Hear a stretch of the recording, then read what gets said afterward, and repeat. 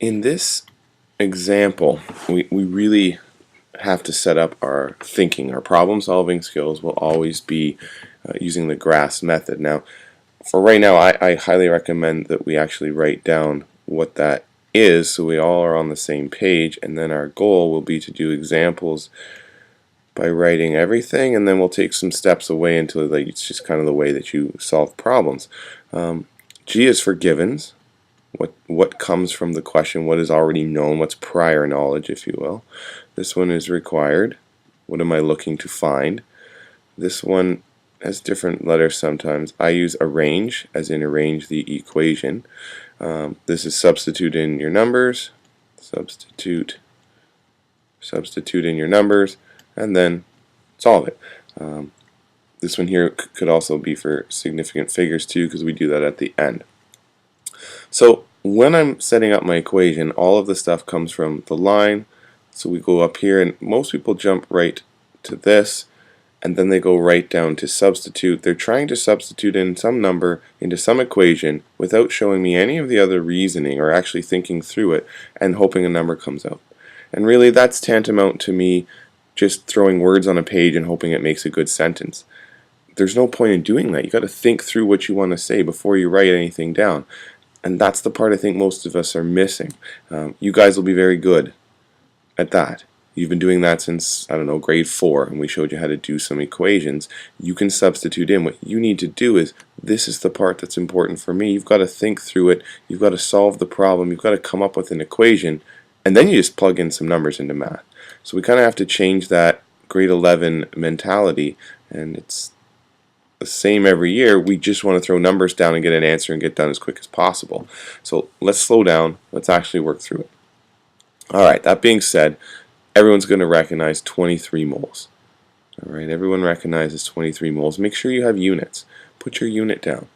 Now before I move forward, this isn't very valid to me because I'm not going to have an equation that says 23 moles in it. That's a value I substitute in, and if I don't know what the symbol is for this, I can't substitute it in my equation. So moles is amount. So amount has a symbol of N. It has a unit of moles. You need both. Make flashcards. Just know what your symbols and your units are. Okay, so this is N in amount. Unit is moles. So that's a symbol and that's a unit. Okay, that looks like all that's there for now. What is the mass? That's required. I don't know what the mass is, but its symbol is M. I don't know what it is, and its unit is gram. Now, without knowing what the heck we're talking about, this would be an impossible question. So I go back to the question, and what mass of what? Oh, the mass of oxygen. I'm looking for the mass of oxygen. Well, that's the moles of oxygen. So I'm using subscripts to keep straight what I'm dealing with. Now, some people got to this step. The problem is oxygen is a formula. That's its nomenclature, okay? So that's a formula associated with the word oxygen is not O.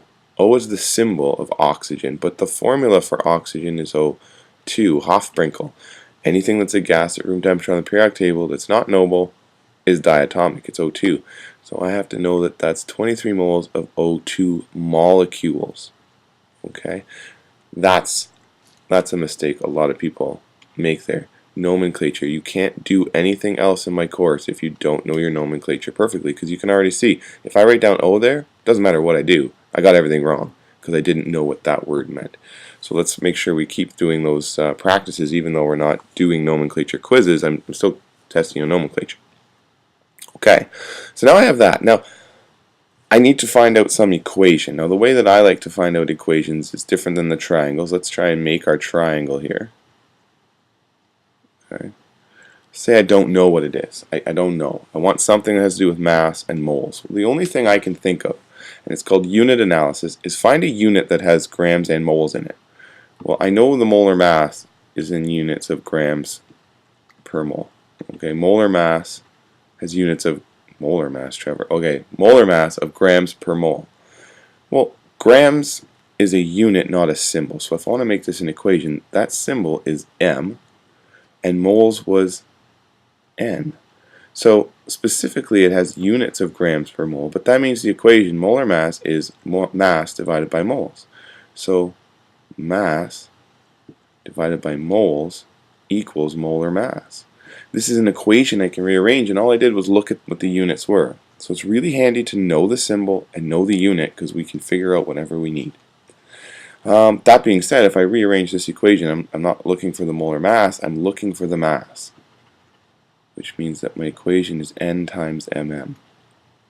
The moles is going to be equal to the mass times molar mass. In this case, everything is dealing with O2. So I'm just going to keep myself straight. This would be great. So I have the, sorry, I did this backwards, I apologize. The mass of O2 is equal to the moles of O2 times the molar mass. So now this is pretty easy because I just substitute in. I like this step. 23 is the moles times the, oh dear, we don't have this given. But if I think about it, I do have this given. This is always given. That's the last question we did. We just find the molar mass. I don't put that in the question because I assume that you have that skill. You can always find the molar mass if you know the formula. And the molar mass of this O2 is equal to 2 times the molar mass 9,4 of oxygen, which is equal to 31. Good thing I have an eraser. 31.9988 grams per mole. So now I know that 31.9988 grams per mole, and I can solve that. I can finally go to my calculator now after all this time. Now, one final note before we get a final answer: you can't just substitute a value in here if you don't have it up here. I'd go, where did that come from? And you're like, oh, it's just the molar mass. I'm like, yeah, but you didn't show that. And if you don't show where that comes from, no one can follow through with what you're doing. So anything that you're going to type into a calculator, anything you're going to write in, has to have a formula so I can see that this is valid math. And it has to be shown somewhere where I know why you're subbing it in. Now this doesn't actually need to be here. You could just write molar mass 31.9988 because I assume now you can calculate it. Just make sure it's right. But I need to see everything laid out. Once I do all this, I get 735.9724 grams is my unit. So I've got my answer, but it's not quite in significant figures yet because this is a lot of digits, and up here is given 2. I told you can assume that this is perfect, okay? But this one here, if this was to be perfect, exactly 23 moles, I think I'd say, what is the mass of exactly 23 moles? And I could write that out, or another way to say is put a period at the end of that number, 23 perfect moles. We don't have either of those. I don't have the word exactly. I don't have a decimal. I have to assume that that's a rounded value.